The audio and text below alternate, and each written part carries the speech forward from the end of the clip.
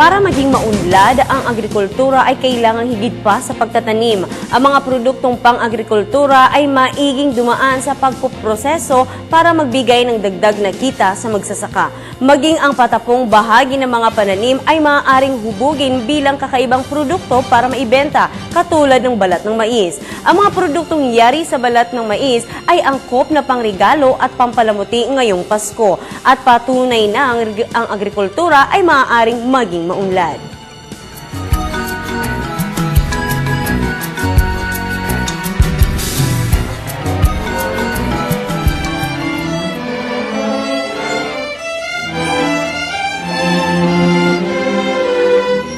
Mula sa maisan, ang inaning mais ay binabalatan.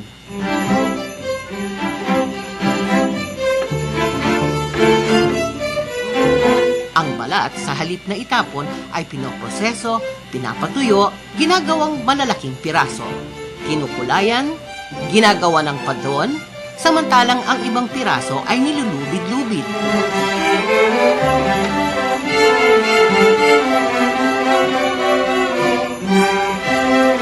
Ang pagbuo ng mga produkto ay ayon sa disenyo.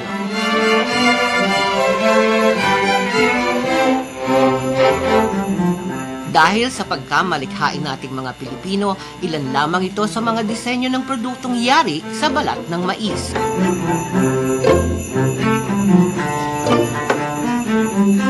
Ang ibang produkto ay mula sa Basista, Pangasinan, kung saan pinangungunahan ni Jocelyn Ong ang kooperatiba ng mga gumagawa ng corn husk products.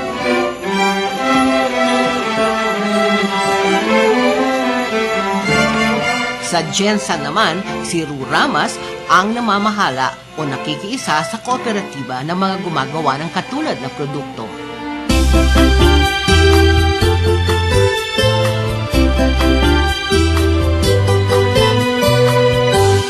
Luzon man o Mindanao, hindi maitatatuang may pera sa balat ng mais.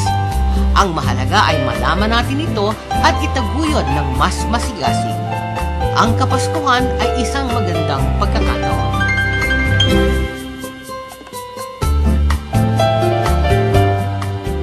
Para sa Telebisyon ng Bayan, Pera Ramirez.